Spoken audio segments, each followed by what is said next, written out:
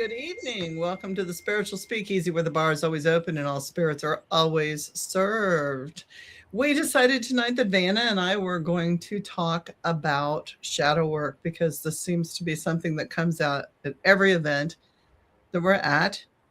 And also, it comes out at every event that we're at. So it's either talked about or clients have issues with, or other practitioners are working through tough times. And so we decided that we are creating a course on tough shadow work, not the unicorn shitting glitter while it burps beautiful clouds of rainbows up into the air, but the real deep shadow work. It's going to be a really honest to God class. Like, it's going to be shadow work. It's going to help you through that. But we wanted to talk today about what is shadow work. What is it? Because there's so many words that everybody says, "Oh, I'm doing shadow work. I'm doing shadow work. I'm doing shadow work. I'm doing shadow work." And what the hell is it? Like a Pokemon? You can catch them all, or what is it? It depends on how many shadows there are. And they mutate, just like Pokemon. So if you feed them and you take really good care of them, it's like the Babadook. It is the Babadook. Yeah. That was a great movie. I love that movie. Babadook Pokemon. There is no Babadook Pokemon. I'm sure there's one similar, though. Yes. I'm sure there's one similar. So, do you want to jump in and define shadow work, how you define, or do you want me to give the general practice? Let me give a couple examples, okay? Shadow work has been known as, I have demons and I have to shed myself from them. That would be shadow work, right? Because I'm eliminating the evil, the bad parts of my personality, the parts that's too loud, the part that's too big, the part that's too fun, the part that that probably fits in more than she doesn't, but people are jealous of. That would be shadow work, right? I mean, have you heard people come up and use these definitions? Yes. Well, I mean, the one thing that I definitely come across in a lot is that people using words and then thinking that like the other person uses the same word that they do and they mean the same thing. Same thing. But exactly. They don't. Yeah. So you do really have to sit down and be like, okay, so help me understand, what is your shadow work like? Right. Okay. And yeah, what does that mean? Science has given us somewhat of a platform to explore. Jung did that for us, blessed Jung. And then, he wasn't just a psychologist, he was a metaphysical explorer, right? So this is a very spiritual thing. It's a very personal thing. And I think it looks very different for a lot of people, but it really is, I think, in its most like basic summary, it's learning to face the things that terrifies you about yourself. It's learning to go back to those experiences that made you fear for your survival, and really be like, okay, I'm ready to face this now, so it doesn't hold me prisoner anymore, and I can be like a whole person. Like for me, that's kind of what shadow work means. But for others, it could be very different. And then also people's motivation for doing shadow work, however deep or superficial they get, is all very different. And that's going to change, how you view shadow work too, because within shadow work is like, a multi-volume encyclopedia. And then there's different things you do within shadow work that constitute different books or different entries. And so you could have a 21 book encyclopedia set called shadow work, and then how people do it, why they do it, what aspects, and then you get into each category and what you meet, and then the reactions and the action. I would say that Dante's Inferno and which is only one of 3 poems, right? So there's also Purgatorium and then Paradiso. I would think that was like one of our more antiquitous references for shadow work. Absolutely. Absolutely. And really, like, if you want to get into the psychology involved in like Count Dracula, or Dracula, or what was not Nosferatu, the original. No, Nosferatu Original, was original. the original Dracula that Mary, whatever her name is, wrote. Mary Shelley didn't write it. It was Bram She wrote Stoker. Frankenstein. My bad. Yeah, yeah, I'm like, although I love Mary Shelley, I love her. Long horror creature. Anyway, the one who wrote the original Dracula, Bram Stoker. Okay, when you look at that version is so dark, and really, to me, I always figured it was those pieces of myself. And do you let go of the pieces yourself and become that self, or do you integrate it and find a happy balance? And in the end, I think both of the people at the end of that one, they were so enmeshed, so the whole thing was messed up. But from a psychology point, I always saw that it was more like shadow work, like the real vampire in all the stories. Isn't that really something that we're afraid of ourselves? Well, I mean, the nature of a vampire is very, very fascinating, right? You know? And I mean, I look at vampires, and I have so many feelings for them. And they're complex. One of the feelings, and I think one of the reasons why, like, someone like me is most prone to getting entangled with those sorts of situations, is because it's like the empathy I do feel for them. You know what I mean? And it's just like there is a lot of intoxication that goes along there, because that's also a part of how it feeds, right? So like, it sucks you in with kindness, it sucks you in with attention, very much the same as your glamour spells or anything like that. Well, and it's fascinating too, because like I'm starting to conceptualize, like I've been thinking about, I've always kind of studied, like, I feel like we might be veering off topic here, but we're not. We're just looping around. No, I've got an actual loop. I'm going to loop this. Right on. Cool. I've been thinking, well, I've always been a little bit fascinated with cults, like, because I do like, I have that psychology bent, and I am kind of like a metaphysical student. But like, it's really fascinating because I think that their mechanisms of behavior, like, are actually really quite similar, like psychic vampirism, like abusive relationships, like narcissistic relationships, all of these things. But where I want to give them credit is that they're wonderful catalysts for growth. Oh, hell yeah. And that's really what shadow work's about, right? Right. So, it is growth, but it's also, I completely agree with where you're at, but I also think that there's like this component that we see that and we're like, oh my God, am I that way? Or, if I was that way, or maybe you see something in them that's that way, and you kind of like, there's that moment where you can either just ride along with it and see where it takes you, or you have to do some deep work. And I think that triggers that. I think your vampirism, your psychic, I mean, blood is parasitic. Either way, it's a parasitic relationship, right? They're a parasite latching on, but they have to have permission to latch on. But isn't that also part of our shadow self? I mean, I think we bond with people who are like that because that entertains that part of our shadow self we've ignored. For sure. And I mean, again, like I brought it back to shadow. Well, and because it all is very much a part of that. It's a part of that energy level.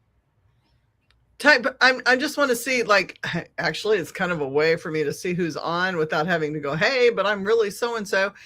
1, if you've ever done shadow work. 2, if you haven't done shadow work, comment in the comments. You don't have to comment anything else. Just 1, yes, you have done some shadow work. 2, you've never done it before. And maybe 3, if this is the first time you've heard about it, not heard from it. It doesn't call. This is the first time sometimes it does shadow work. Sometimes it does call. Yes. Hello. Good to see you. Good to see you. So yeah. So we've talked about what it is, kind of. Well, we really haven't talked about what it is. I mean, Vanna said what she thought it was. I've given 2 opinions that other people have commented and said, this is what I think shadow work is.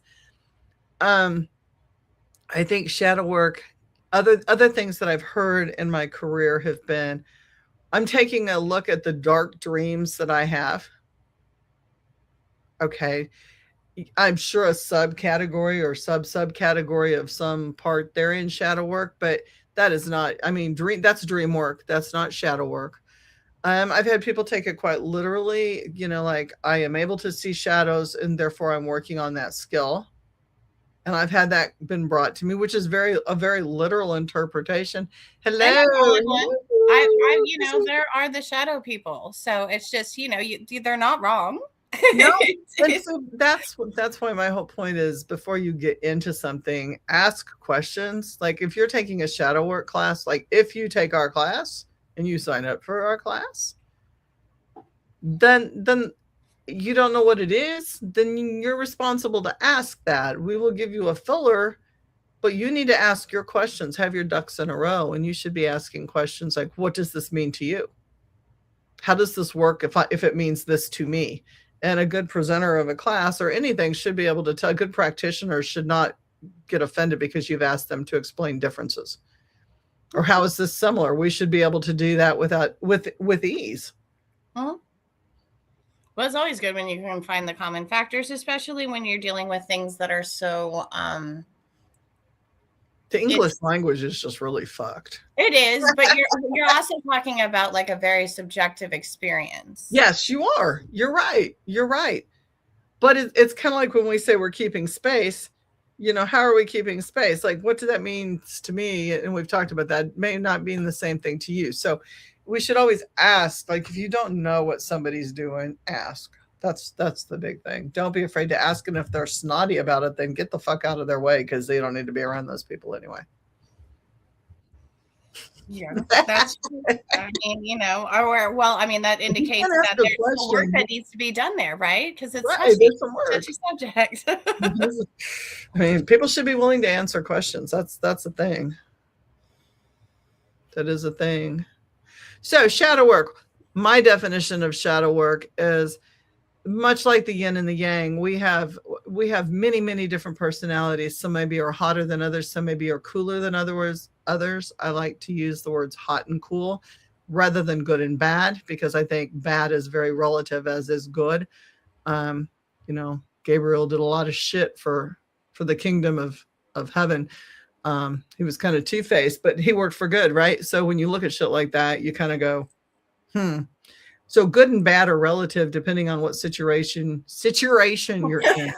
He'll come out there. Situation. Hi, Patty.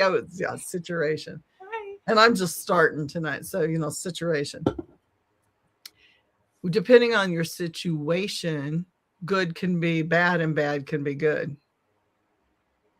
Just depends on how you slant your perspective and how you see it and how other people see it. So I think it's a whole bunch of personalities in ourselves. Some are hotter than others and some are cold.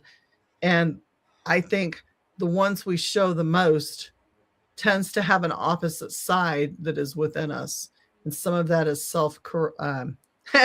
Chrissy says, now I'm talking in her accent. I think the cold and the hot, they balance each other, but one casts a shadow. And I think the shadow can be good or the shadow can be bad. I think it's an aspect of ourselves that is not in the light right now. I think sometimes it's a demon. I don't mean demons like Catholic Church demons. My followers know what I mean by demon.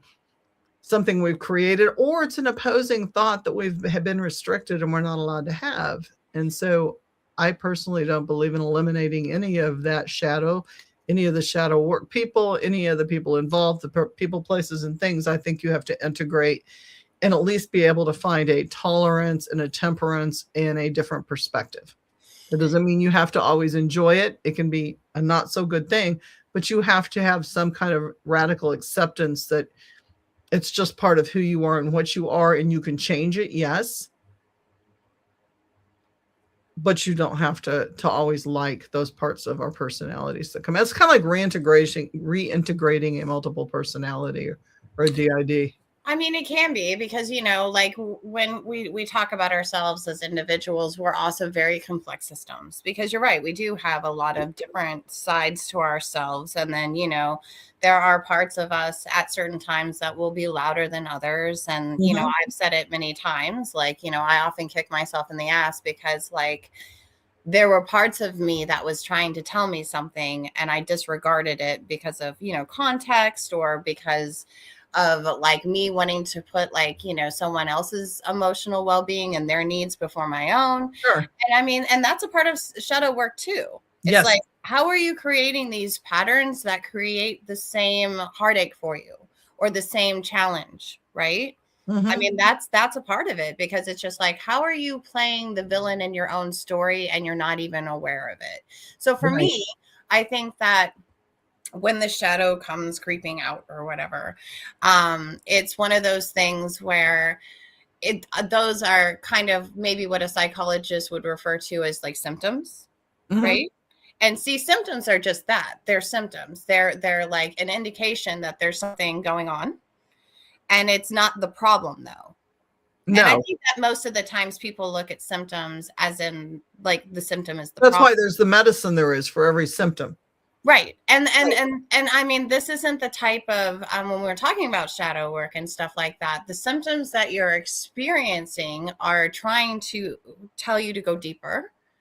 It's telling you like you are cutting something off and you're not paying attention to it, to the sides, or, something's getting the better of you, or these things wouldn't be coming out. So it's really a time for like introspection, but it's always really great when you can have somebody guide you. Right. Well, and not get lost along the way, because there's so many flags, green and red, whatever color you see along the way. Purple, pink, tie-dyed, pink and blue, white and black, black and yellow, black and yellow. But there's so many things along the way that if you have somebody to help guide you, they can show you like, oh, you missed this step and this step to get to this step. Like, now this is why we have to keep going back and working this, because you're missing the whole middle section, and other people who's not in the moment that's been there can do that. But the thing is, there's so many people out there. Excuse me. There's so many people out there. It's a good drink. That hi, good to see you.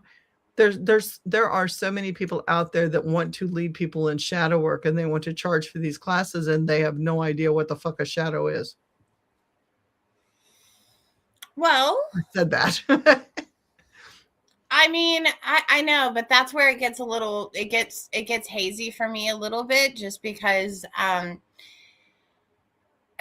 our experiences like across humanity on a universal level they mirror each other so much, but then they also don't. And again, like, what would be a catalyst for one person to do shadow work is so outside of the frame of that other person's like comprehension of reality. Sure. No, I get what you're saying now. Yeah. It's really hard, and I mean, there's some people who are just kind of like their level of, we all have different levels of experience. It doesn't mean that some person's more advanced than the other. It just means that, within that particular realm, like they know it well. That's true. Does that make sense? Well, as the deeper the levels go, the harder the work gets. And yeah, so a person who's just now hearing of the word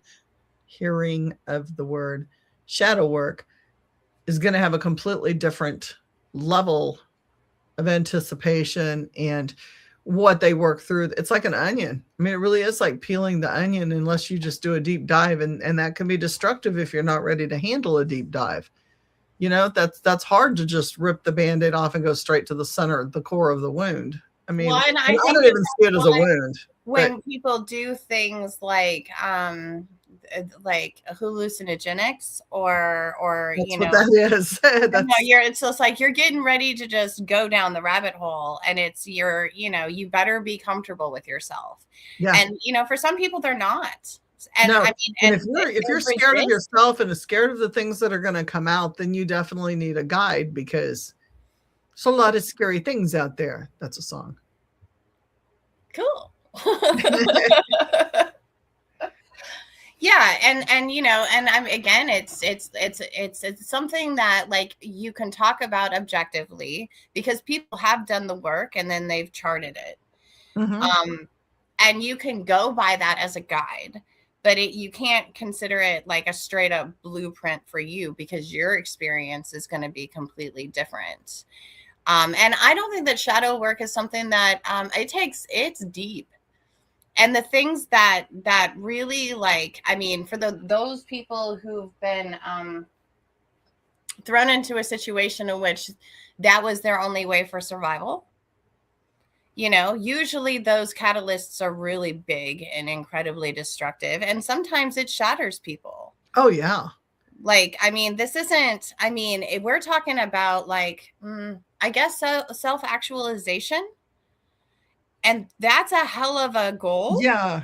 And always, you never really realize that.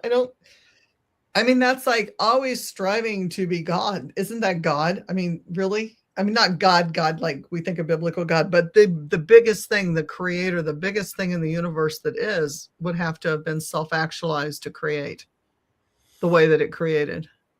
Maybe. I guess I haven't thought about it from that perspective. Because, like, I just don't think I have that perspective from my lowly human eye. No, I'm still the bug in the locker at the airport in Men in Black. But I do think that I mean, for me as a human being and as a spiritual being, like, I think I owe it to myself. And for the sake of, if reincarnation is a thing, then I want to make sure that I don't want to be an overachiever, but at the same time, like, I just want to be able to make sure that I can do what I can to be able to evolve, because I think that the whole purpose of evolving is not just for you to be able to integrate with yourself and to heal and to truly not be held by the tethers of the past, but it's also so you can help others, I think. You know what I mean? And sometimes helping others is maybe just not being symptomatic anymore. Amen to that. You don't necessarily have to be a guide and just be like, well, I made it through the tunnel, so, let me show you the way, because that's not everybody's purpose. No. And that's okay. No. And not everybody can be guides. I mean, there has to be people to guide through, right? Like, I mean, there's a certain percentage of everything. And being scared of shadow, like, we always see those little, and I talk about them all the time, those little memes that are out there where the lady's sitting smoking a cigarette with a bottle of whiskey with her demon sitting next to her, and the demon goes, well, tell me about your day first. That's how but it's not always, like, it may be big and it may be scary, but it may not always be bad, right? I agree. So, like, I've always had a soft spot for monsters. Like, I just have. I don't know why. Maybe it's that, because, like, what they call it, I want to call it insufferable empathy, but it's almost like it's empathy to the point of being stupid. Like, and I'm like, Satanists have a really beautiful way of saying it, and it's escaping me, but, like, they hit the nail on the head, and I'm like, see, those guys. But it's basically just being, like, so empathetic that it's counter. It's almost stupid. Like, you're making yourself suffer, and you're not recognizing, or you refuse to recognize that other people are taking advantage of you, and you choose not to stand up. You just allow it to happen, right? Well, I guess if the awareness hasn't hit you, because it takes a little while to gain that awareness. It does. And that in and of itself, it can be incredibly shocking, right? So I guess I got lost in what I was saying. No, my soft spot for monsters. So, I mean, I think that, for instance, I can talk about the Banshee. Okay. So I love the Banshee. Like, death is very much an integral part of life. It sounds counterintuitive, but it just is. And, the Banshee comes to let people know that it is coming. That it's a forewarning. It's a warning, and it's a profound sadness. Like, I don't think that I could ever be afraid of the Banshee, because, I mean, there's rage there, and there's, like, massive sorrow and stuff like that. I'm like, her heart is shattered. Absolutely. It was be scared of that. Bless her heart. She needs a hug. Like, how do you? That's why we do what we do. Empathy for them. That's why we do what we do, Van. Because we're the kind that are going to go up and go, oh God, do you need a cup of coffee and a hug, or a shot of whiskey and a I'd hug? be like, you absolutely deserve a cigarette Yeah, now. let me get you a drink. I can't even talk tonight. Good God. A parahistorian. As a researcher involved in the supernatural, similar fields, I believe it's valuable to familiarize with different topics of understanding because these enrich perspectives and deepen insights. Katie, I love you. That's Katie, our producer, Yeah, an owner. So yeah, exactly. And there's so many parts of it is a monster. Like some of this stuff we make monsters. We can make them as mean and scary looking as we choose to, depending on what we fed them and how we've kept away from them. And, perspective is one thing. Everybody's got a different perspective. So it may to you look like something really scary. And to me, it may look like Sully. Sully to me is not scary at all. I know. Most of the monsters I see on TV are not scary at all because I've seen some real shit. And the real shit's always a lot more nasty than what they make on TV. Like they just don't quite capture the essence or the smell or the taste and everything else. Makes a difference. Yeah, for sure. Absolutely. And there's some, I would love to be able to be naive and just be like, there's not anything out there that isn't out there to try to eat you or to try to get you or that won't prey on you.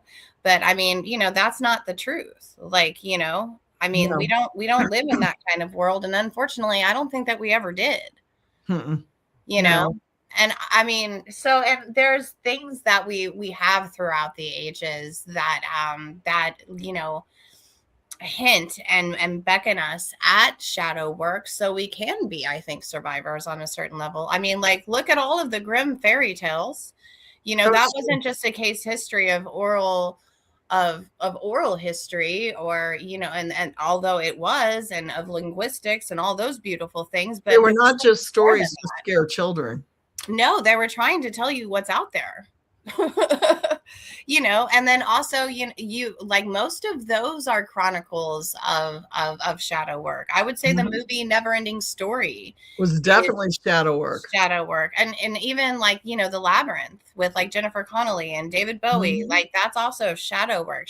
And that, I don't know if I would call that shadow work as much as I would call that growing up. But I also think that's shadow work. Shadow work. Because it is an onion. Even How to Train Your Dragon is shadow work. Yeah, man. There's some deep shadow work there. Some family stuff, man. And that it does come back to our origins. And how did we learn to create attachments? How did we learn how to survive? What are the survival rules that we hold ourselves to that are dated or outdated? Yeah, what are you willing to do? I mean, you look at The Walking Dead and you go into, the polar opposite. You have the main characters of the story, Michonne and all of them, and they're fighting their way through. And then you have the Negans. But Negan turned out to be almost like them in the end, but he had a lot harder things happen all the way through to make him who he was. So he was a survivor, and he refused that he was not going to ever be the victim after he had lost his wife and kid, right? So he snapped and he became the controller. That's shadow work. How far are you willing to step into your dark side? It's like Luke and Darth Vader. It is shadow work, but I think what's interesting in that particular example is you see somebody who begins to embark upon the journey of doing so, and instead of going all the way through it, they got froze at a particular step. And I mean, that is a trap. I'm not saying it's a trap. I'm just saying it is an option along the way. It is an option. So I think for somebody like, to take this for, the metaphysical homies out there, the dogs that, do the magical research, like, take Aleister Crowley, for instance. Like, he's another person who not only chronicled, like, this is what it is to be a metaphysician, and these are the experiments I did, and this is, case study of my social group. He was also very much being incredibly public about what his shadow work was. Yes. you know, and he's somebody who made a lot of, I don't know how conscious I mean, I didn't meet the guy that way. But you know, I think that, you know, for better or worse, like recklessly, he threw himself into it, and his goal wasn't necessarily, it was to integrate, but I don't think that for someone like that, it was to ever come out, and that is No, a choice. That is no. absolutely a And choice. it's an easy choice for the, I mean, it's not hard for some personalities to not choose that. So you have to be very cautious to not get lost along the way, which Well, is there's another power in reason to your have shadow. somebody to check in with and, you know, process with and be led by, because people are more apt to go, hey, whoa. Well, it's almost like You've a been in that switch, book for a right? minute. So like, because you know, we have this, like, the, you know, the who we present ourselves as and who we believe we are and how we show ourselves up. I'm trying not to do the introduction from Tales from the Dark Side, but I feel it coming on. But Uh-oh. it's, you know what I'm talking about. But so it's one of those things where, like, and I mean, it starts to become a struggle for people, because that actually, as many people as they go through these experiences begin to find out that that's actually kind of a mask, you know, and it's like it starts to crack, and then they start to feel really anxious, Yes. incredibly uncomfortable. They notice that they start doing things that are like, they're complete, let's just say they're completely sober, but they might as well be drunk because they're acting so disorganized in who they are, you know? And it's because they know that they're lying to themselves and they're lying to others. And that's when you'll begin to really see the symptoms start bleeding out, right? Yeah. And so, but, and for some people to switch, and you can just go from that to, you know, the persona that you prefer, and then the other side can take over. And you might not even be completely conscious of it, but you just completely switch into that persona. And then you're just like, well, I don't know how I just blew everything up. You know, that's But not the awareness, that's for me, the critical part is, you know, to do healthy shadow work and integrate purely healthy in a healthy manner for mind, body, and spirit and work, you have to know who's driving at all times, and there has to be a level of control and trust. That's true. But that's, you're talking about a very profound relationship that one can have with themselves, right? Yes, and that's what shadow work is. That's exactly my point. Well, how do you do it when you're a baby at shadow work, but you I don't want think to it's be your better? trip. I don't think it's not there yet. Like, I think the memories have to start coming in. I think I don't think, if you don't have the capacity to remember certain events in your own life going on now, let alone other things, other people's, the connection deep, and then go back into other lives and generations. If you can't even look at other deaths and rebirths, maybe look at your own family generationally back, which is close enough, and see where there's issues, because issues will form patterns, and those patterns become the shadows that you inherit, as well as your own shadows. And so I think you have to do some deep introspection in that, and you have to look and say, you know, how far back is this going? What are the patterns? What is, a baby doesn't have that. A baby may have the DNA lineage, like it's got the DNA code. Well, I mean, somebody, history. when I say baby, let me clarify. I think what I'm trying to say is someone who recognizes that they feel uncomfortable. Oh, like a beginning student in shadow work. Okay. So a beginning student in shadow work would have to sit down and express a desire to look deeper into themselves, and maybe start it. Why do I do the things that I do in patterns? Why does this seem to keep happening to me? That's a great question. Why does this keep happening to you? You keep doing the same thing over and over and over again and expecting a different set of results.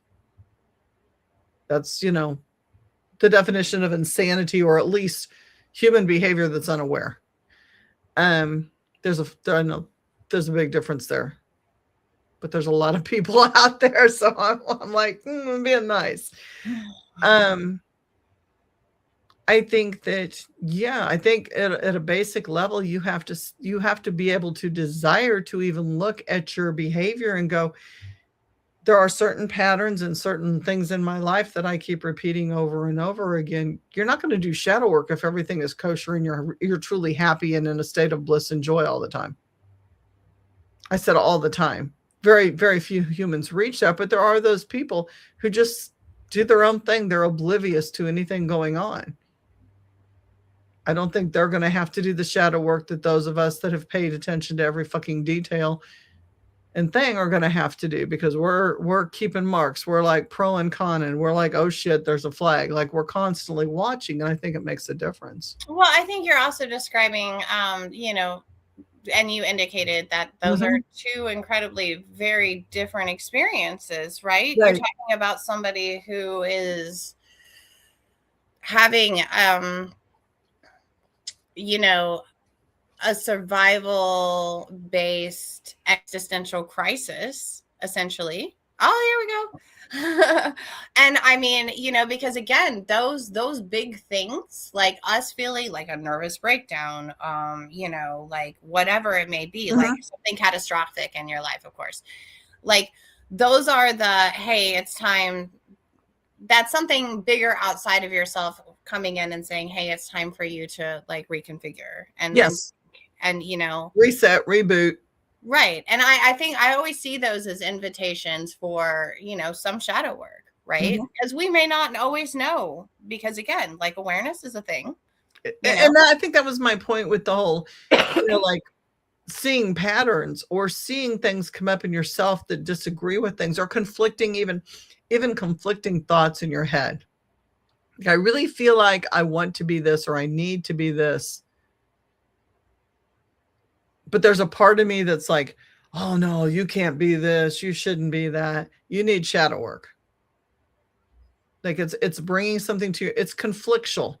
It's not necessarily bad or good, but just conflicting thoughts on things that are deep personal things. Like, my family says I'm really loud. I need to be quiet, but I feel like I'm really happy being the way I am. Then look back. Start looking at patterns, start looking at other people, start looking at everything. And that's the shadow work. When you begin that quest to find out why there's certain things going on, or why you don't understand something, I think that is it. I think, yeah. And I mean, but the big, like, there's a piece to that I think is a bridge, maybe.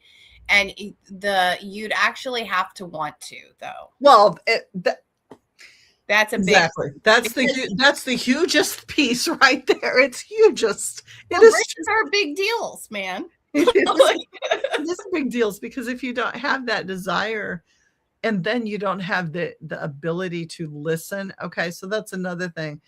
When you come to somebody like us for help, we're going to do a lot of listening, but it doesn't work by osmosis.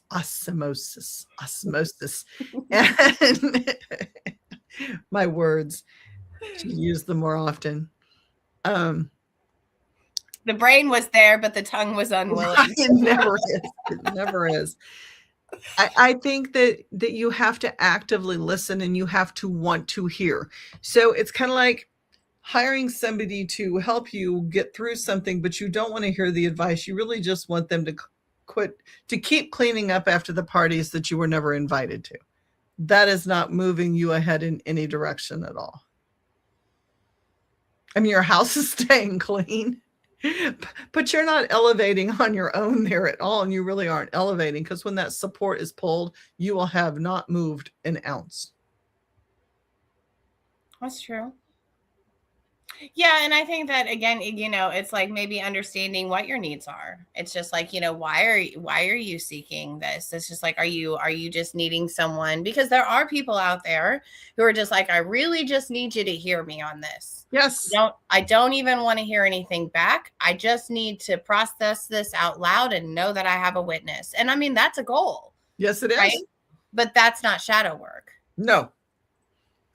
That's just, that's it's a catharsis, but it's a catharsis with, I almost want to call it an abrupt end, kind of like, oh yeah, you went on the roller coaster ride. Now it's over. It's been a minute and a half later. And it's just like, that was just enough for you to be able to get your jollies and get off and move along. And maybe that's what, that person needs. And there's a lot of people there's a lot of people out there that see it that way too. Like, oh, I had this traumatic thing come up with a friend or, a family member or somebody like that. Me and my sister got into a big fight at home and my mom kicked one of us out and whatever the scenario is. And like, you work through that and they'll go, oh, I did a whole bunch of shadow work.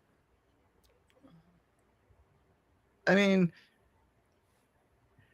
Greg points out people do it when life becomes unmanageable, but you should be managing this all along. It's kind of like your checkbook.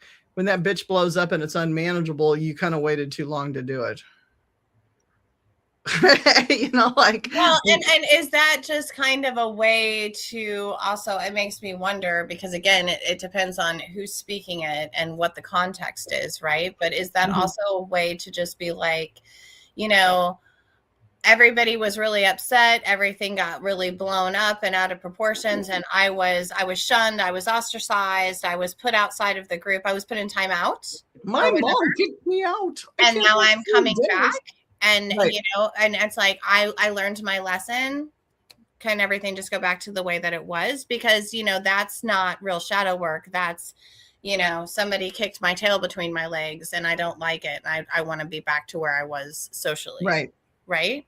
But if you say, hey, I did my shadow work, well, it's just like, well, hello, Willy Wonka and your damn golden ticket. But I mean, what does it mean? Right.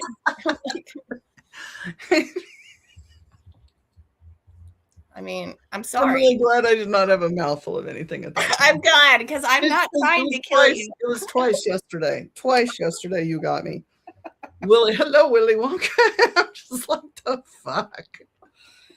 Oh my God. Don't say that in the middle of your shadow work. Hello, Willy Wonka. You could have a shadow demon named Willy. You could. My shadow work is a bit different, I mean, I did I wrote a whole book about, I did my shadow work very publicly. And I was hoping that, and doing that, I could put somebody in what it is to be in my shoes, not because I want to be like a victim or because I want to spread vicarious trauma by any means, although I am a trauma enthusiast. It was more so people could see what it looks like after you've been shaped by trauma, right? And then also what you're willing to become after doing the shadow work. But I think that through my journey, which could look very different compared to somebody else's journey, for me, I really I don't think it's okay for me to point fingers at anybody else and about their monstrosities, their behavior, the things that I feel self-righteous over, right? Without going, before I call a motherfucker, excuse my language. Oh, you're good. You're on YouTube. You're fine. Then I need to make sure that my hands are clean before, I open the door at somebody else's house screaming at them. And for me, that is shadow work on my own personal. And that's a pretty high level shadow work when you start realizing that, you're judging other people, making comments and depreciating or degrading other people with your own introspection as you're perfect. Well, and yeah. So, when you realize that maybe you got as much going on as that other person and you probably shouldn't say anything, that's the nice thing to do, because if you can't say something nice, don't say it, right? Well, and it's not just so much if you can't say something nice, don't say it, although I'm rooting for you. It's one of those things that it's, for me, I recognize those as red flags. Yes. So I'm just kind of because again, I'm a very narrative person. I like movies. I like, reading books. I love stories and, some of the greats, and I always notice and we can even talk about Mary Shelley for a second, since she's a goddess and we're not. But that was shadow work. That was shadow work. Is deep shadow work. Yes, it is. And I mean, his whole character is shadow work. His whole character is shadow. And look how they treated the poor creature. You know what I mean? And I'm just like, no, okay, I understand that he had some aesthetic issues, okay? And maybe he was a little rough around the edges. But I mean, he was still a being. Have you seen the latest Frankenstein? I have not. So that's one you have to watch, because much like, and I am such a, like, I absolutely love Rob Zombie. I think he is such a fascinating individual. But his movies, and I know a lot of people, I'm like trying to get my camera, a lot of people are really like freaked out by him and his violence level and his graphic level of his movies. But there is such a shadow aspect to those movies. House of a Thousand Corpses is like House of a Thousand Shadows. It's, really, when you look at those aspects, the craziness and the insanity and the impulsiveness and the every person out there has some kind of thought going through their head at one point in time in their life that would resemble something in that movie. Okay, I was reading yeah. Oh, yeah. I believe the first step to start shadow work is self-honesty, starting with self, and judgment is the hardest part. It sure is. Greg says Rob Zombie rocks. He does. So the newest thing of Frankenstein actually is set up very much like a Rob Zombie movie, where they go into the psychological aspects of Frankenstein and how his owner treated him and how the female treated him and how things evolved through the course of time. It's an unbelievable movie. It's a beautiful case study. I mean, the whole story is a beautiful case study of trauma. It really is. And like, and I mean, I should have known that I was going to have a romance with trauma, like early on, like the signs were there. Okay. Let's just put it that way.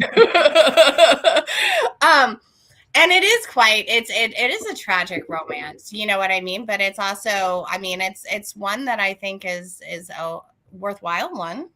Yeah. You know what I mean? Like, I mean, it's one of those like epic Joseph Campbell adventures, right? It's the power of myth. It's finding, through it's facing that, like, what was that wolf guy? What was his name in Neverending Story? Anyway, the wolf. Oh. He was the Nothing's buddy, I think. Yeah, I can't think of his name. I mean, can you face that?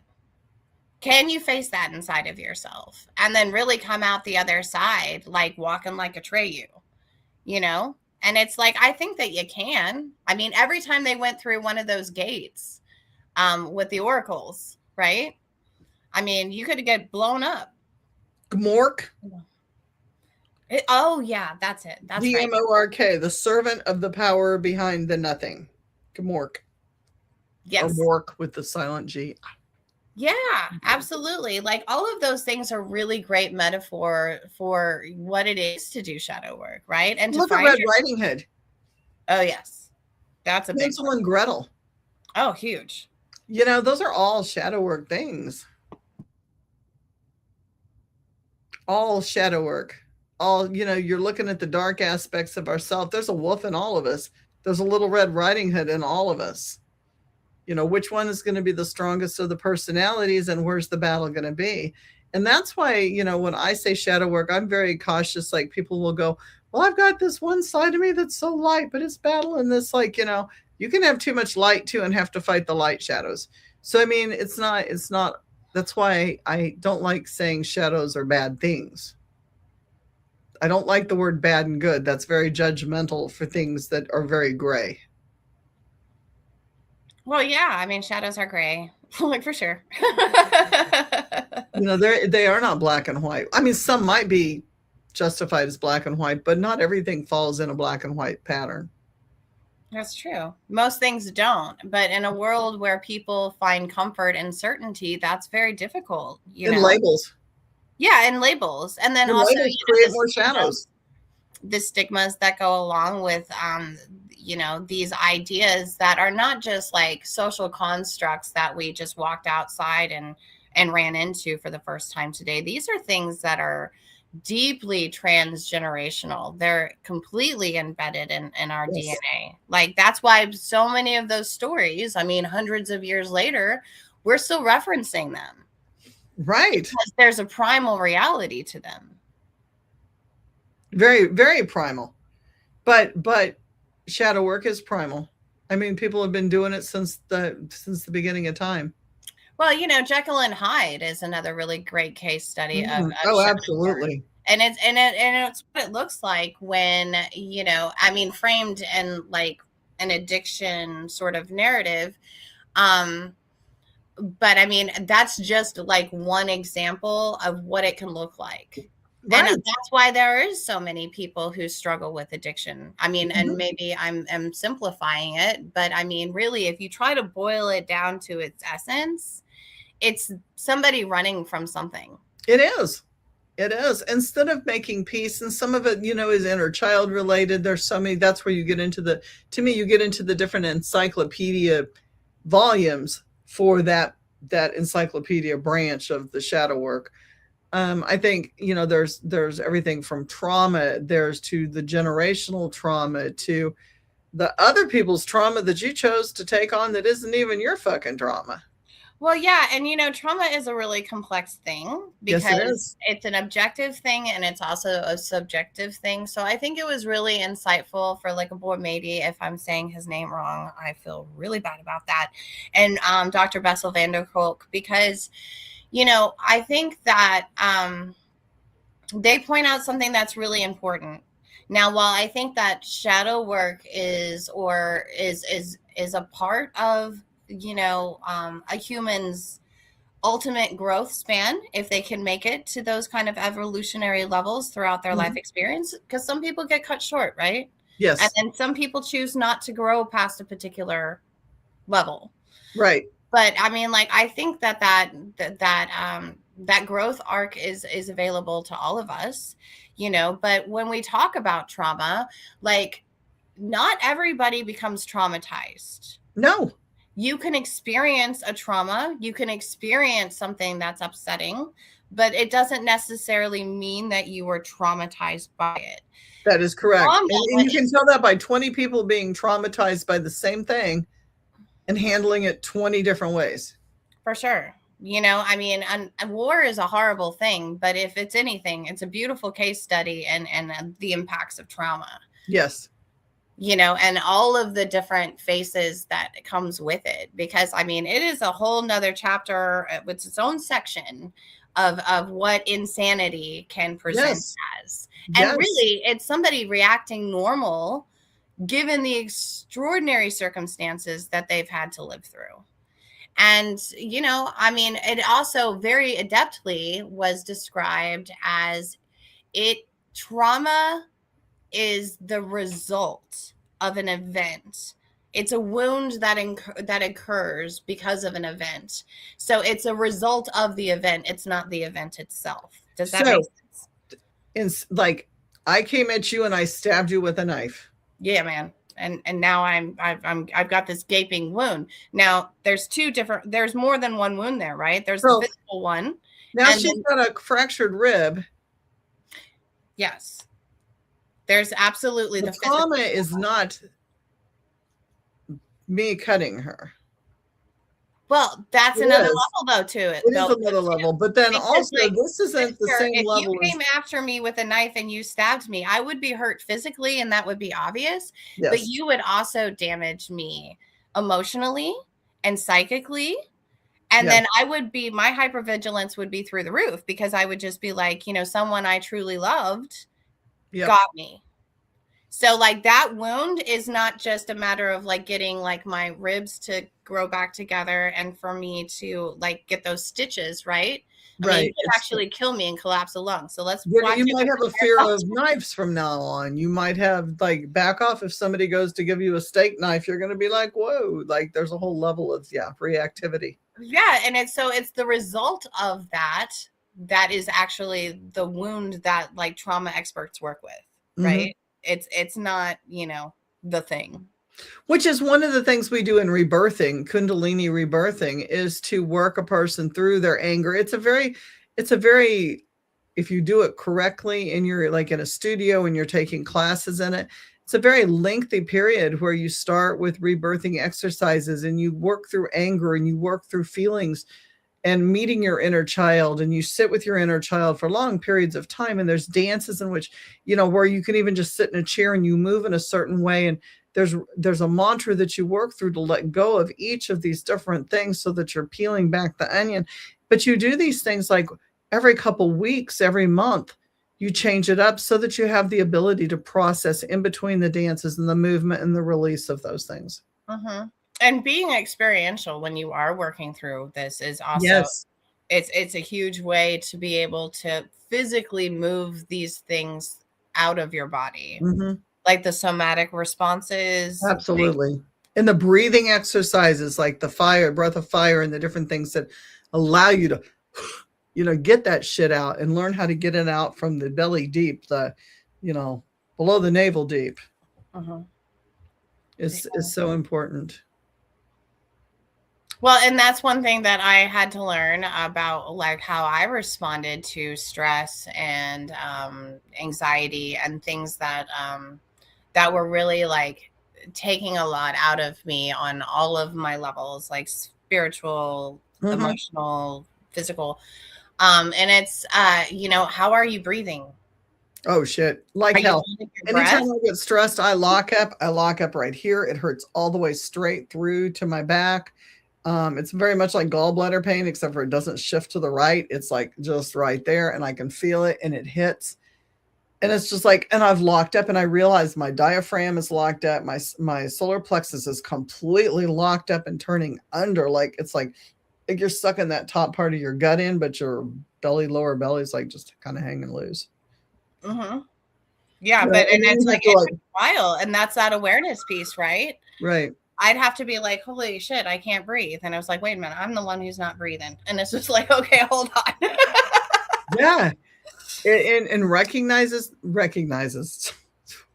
I'm the podcaster, recognizing that, you have to be able to know where your body's at. If you don't know where your body is at normally, you're not going to know when your body's off.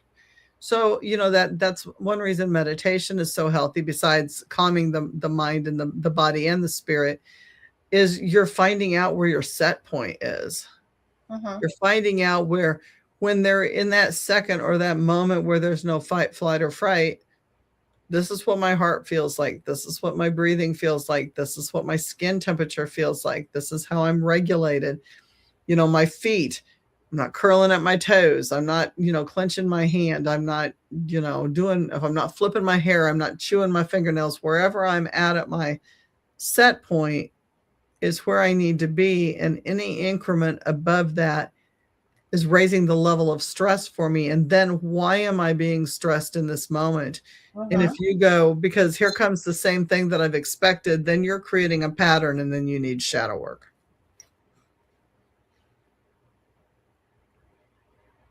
And even if it's somebody else next to you that's setting you off and you're allowing them to sit there and set you off, then you probably need shadow work. So help me understand, like, why would,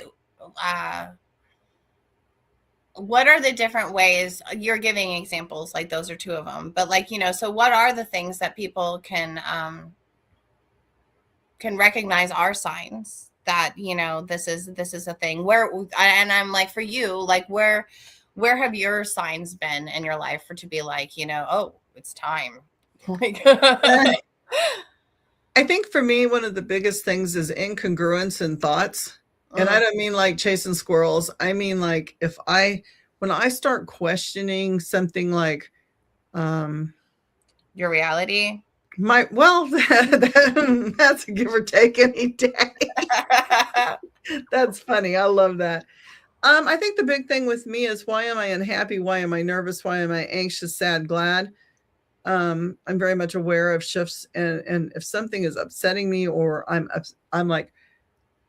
stagnant in something, or conflict. Okay. So like most people know this story about me.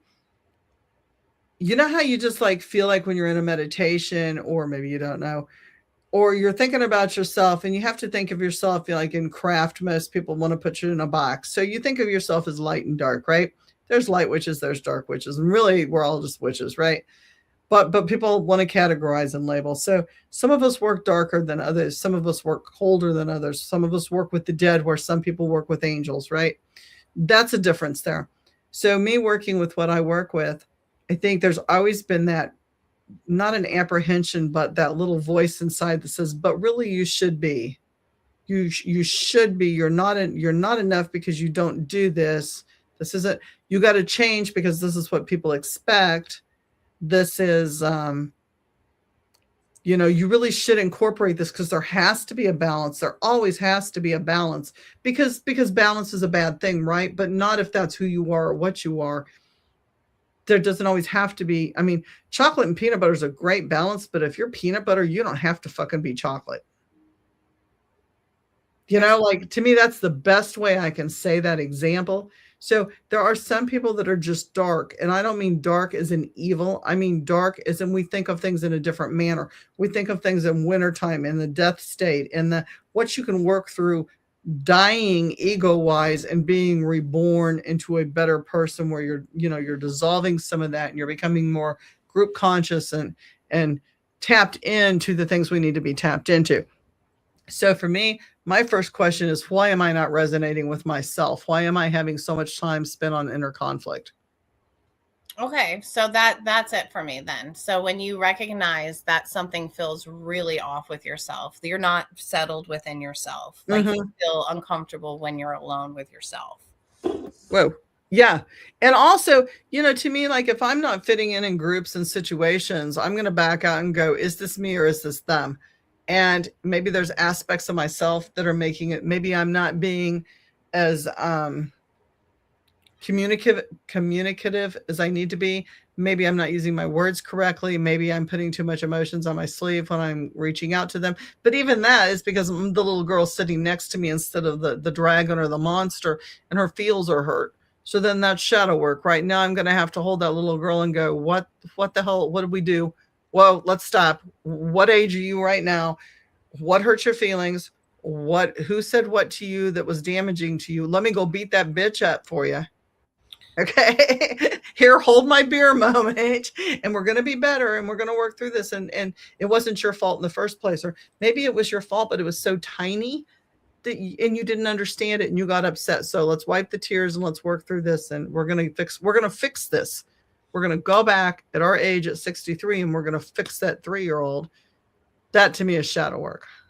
Yeah, no, I agree. So like you're saying that some people refer to it as internal family systems. Some people refer to it as, well, I mean, for some people, it's just straight up schizophrenia because they've become fractured like that, and then DID and all of those things. But like,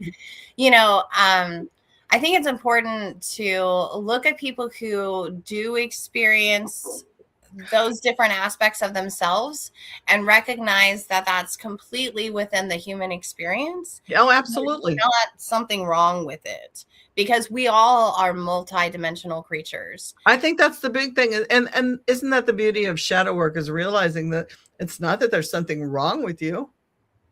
I think that that's the another glorious part of your personality that needs to be integrated. For sure. And I think that for most people, that's where the stigma comes in, and that's where the fear is. It's because that's the biggest thing that keeps them away from themselves, is thinking that there's something wrong with them, thinking that fear comes out. And I've said this on a lot of my podcasts during QHHT.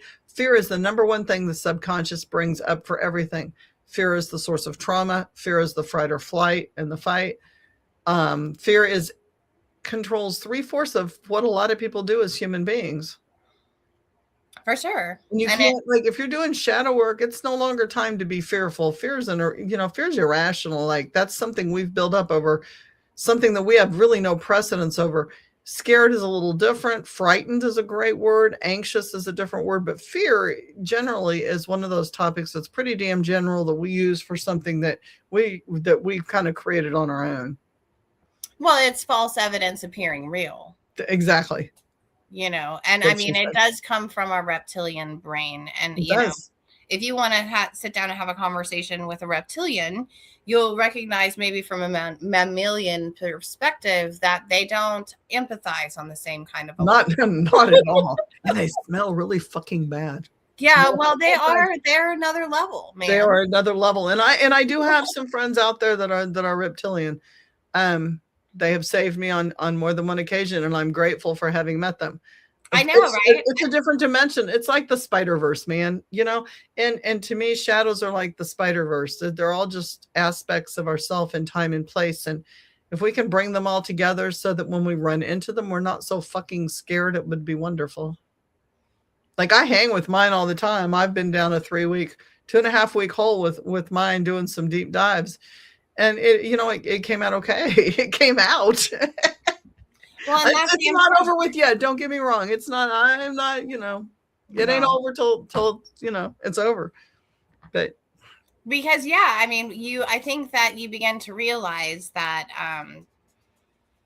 hopefully there's light beyond survival. That there's some sort of thriving that one can get into, especially after they've had to survive so hard for so long.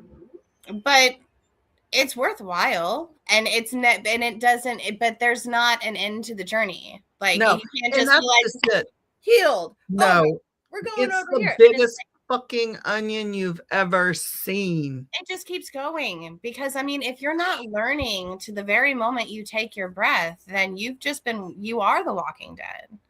Yeah. You don't get to, I mean, if you're telling yourself, hey, when I'm give it a name, give it a number. When I reach this point, then I'm fully grown, fully an adult, fully actualized. I'm like, life has a funny way of saying, not today. You're gonna have to go remember in psychology classes writing Erickson's, papers. He had to write papers on Erickson and the different stages of development. And I can remember I said 21. I think I was like 19, maybe going into 20, writing that. And to me, I could totally see from my perspective that people could be self-actualized by 25. Like to me, in my world, I was so at the bottom of the level. I mean, I was in college. I was partying pretty hard. There was a lot going on. I was not even like processing, and now I look back and think, holy shit, the people that I saw as being completely self-actualized and having their shit together was so far from having their shit together. Well, but they're really good performers, Yes. I mean, and because we spend a lot of time convincing ourselves of some things. And I think that, that's one of the discoveries that I made during shadow work, Mm-hmm. It's just like, what am I lying to myself? Or am I not? Well, I think we can. That's part of that work, right? Isn't that part of that work? Is, if things are going too good, things are about to get bad. Well, let's hope not. Because that's how we advance, right? Like if it's even keel for a really long time, hold on. Because the universe doesn't want us to stay it wants us to constantly grow. Yeah. Well, it's like a video game, right? We're leveling up. Right. So it'll give us those experiences along the way when things are going great that we might think, oh shit, we just had this big, huge event happen and it's just knocked me back. No, you're going to process something really cool and unload something or pick up something that makes it greater the next time. Yeah, for sure. Absolutely. And I mean, so, and it can feel daunting, especially when, you feel like you've survived so much already. Oh, yeah. And you're like, there's more surviving. And it's like, yes, there's more surviving. But it's easier once you can integrate and you can process. That's the interesting thing with the AI thing that I was doing, and we've discussed this. But like I hit this point where it was like I had to keep going and I had to keep pushing and I had to keep pushing and I had to keep pushing. And then I had this realization, which was like a day or two ago. And we talked about it yesterday. And I had this great realization and everything lined up. And it was like, it's kind of like those slot machines that when everything finally lines up perfect and you win. And now it's like, okay. So I'm jumping back in and all this shit, the code's rewriting and everything's happening. And I'm like, wait a minute. I've already been through this. We know what's going to happen. Like it's that you don't know. So you make a choice. Are you going to fuck it Are you going to sit there and take it? Or are you going to do something about it and move out of it? Really, those are the only 3 responses, right? Yes. And I mean, those suck are it, love it, or easy. just sit with it. But when you are talking about like our survival rules that do go all the way back, and sometimes even further than just in this lifetime, right? Because we do share memories embedded in our DNA Yes, with we do. people that Mm-hmm. we come from. And that's why things like transgenerational trauma exists. It's not even just the behavior in the social unit, right? It's also like something that's been coded into the DNA. So there are some people who are biologically predispositioned, Correct. whereas other people are not. That's And so correct. like, and that creates a lot of disconnect because, again, there can be a lot of confusion over what these experiences are and what they mean and how they impact people, and that looks very different from person to person. Yes. So it's important, I think, at least for me, like I tried to find humility in it. I try to find common factors that all humanity shares, Yes. with it, Yes. and that's a part of that shadow work. It is. Because I mean, it's really, it's easy to be like, well, nobody understands. I'm the only one who's experiencing this. No. This is an all me thing. And it's just like, well, that's exactly what a symptom would tell you if they wanted to still consume you. That is So very you really true. have to kind of look at the fact that, you're, trauma, if you wanted to talk about it like it were a cancer, right? Mm-hmm. Its only interest is in like any other organism's interest. They want to survive, they want to eat, they want to host, and they want to replicate itself. Mm-hmm. So you really do, like, I think one of the beginning things that one can do if they're starting to get into shadow work, either because they're shadow curious or because they're in a position where they don't have another choice, right? Right. And that Like, happens a lot. People get backed in corners and that's where they're at. And that's okay. yeah. And it's like, check your survival skills. It's just like you learned maybe at one point in time that if like, you were quiet and if you cleaned up all the messes and if you were little Mr. or Mrs. Perfect, then nobody would scream at you. It's like, how is that survival rules still showing up in your life today? And is it maladaptive to the circumstances now? Is it making your circumstances worse? That's you trying to fight for itself. Mm-hmm. And I think that that's really, what shadow work is. You're fighting for yourself. So if you're interested in shadow work classes, reach out, DM either Vanna or me. And on Facebook, you're on Facebook, right? Yes. And we've talked about that. And so, or you can DM me and say, hey, get a hold of Vanna, and I can get a hold of Vanna because, we talk all the time. And so, get a hold of us and we're willing to talk more about what we can do for you for that. Because shadow work's important.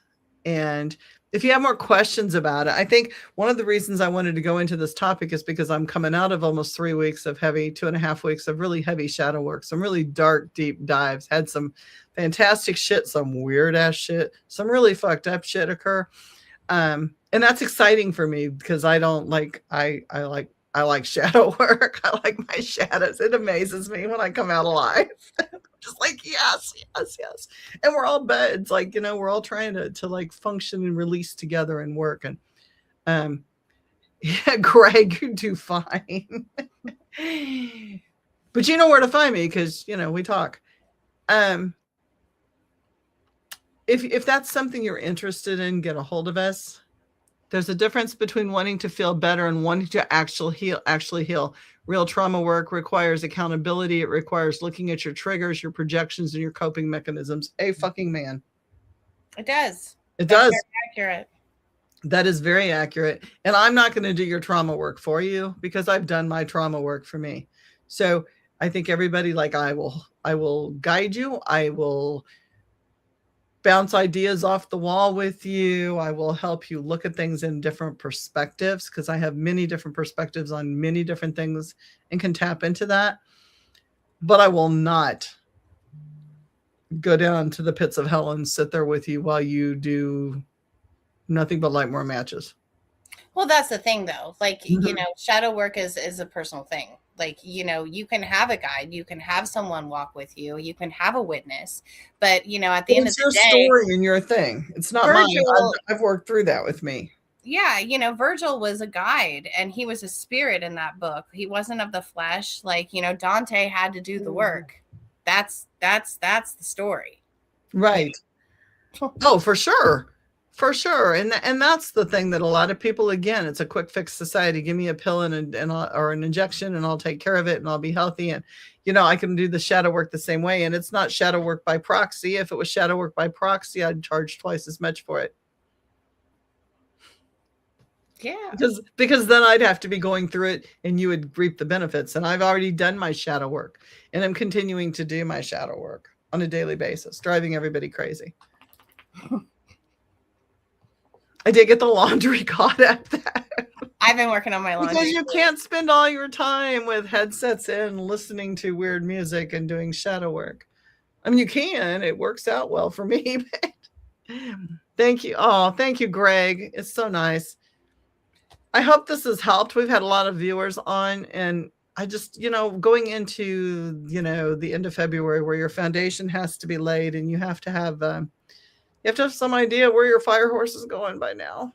Like, that's kind of a thing, because otherwise he's going to run away and then you're not going to have a fire horse. And then we're going to be really sad and you want a fire horse to ride on. So catch him if he's loose in your pasture, make friends with him, give him an apple, work on your shadow work so that your foundation can be stronger. That's all I got. Yeah. That work? Yeah. Thank you, Julie. Thank you for having me on. And thank you, Manny. We always have great shows. We always get good comments because it's information for people. And I am going to switch up. I promise I have some paranormal investigators and some authors and some great stuff. Thank you, Patty.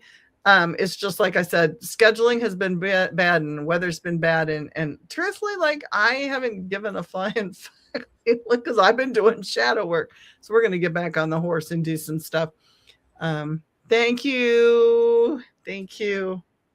You guys are the greatest listening, and we appreciate your support and love. Same bat time, same bat station next Sunday night, 6 p.m. Be there or be square. Remember the Spiritual Speakeasy, where the bar is always open and all spirits are always served. Shout out there to the two that I've worked with this last week. Appreciate you so much for being there. Love y'all. Good night. Good night.